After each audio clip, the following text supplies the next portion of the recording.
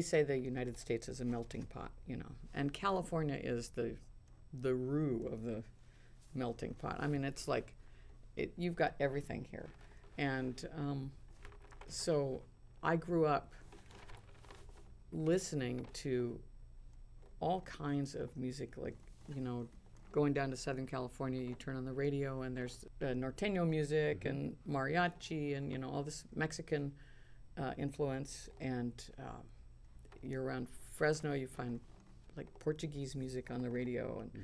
And then, of course, there's all the fantastic Bakersfield sound country music. And then there was really hardcore bluegrass, like from the singing of Vern and Ray, who were big influences on me in that instance. And it's just because everybody came here for work, and they stayed. And I think you can't grow up in California without taking all that in. And so for me to try and be try to play any kind of music just really purely, maybe it doesn't work because I have too many influences inside my head.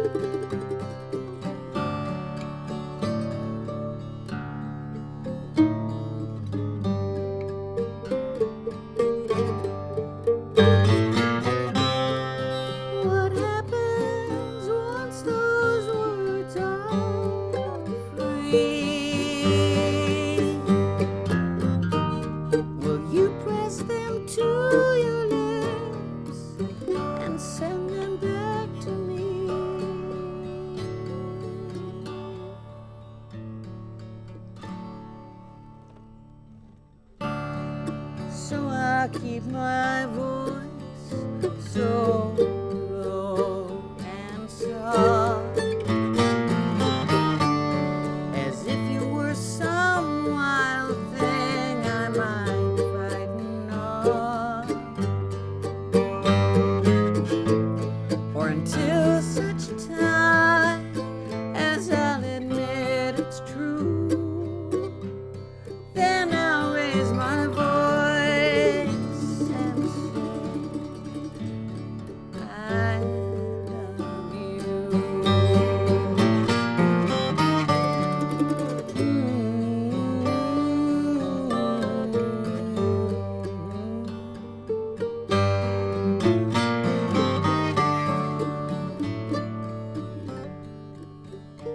I love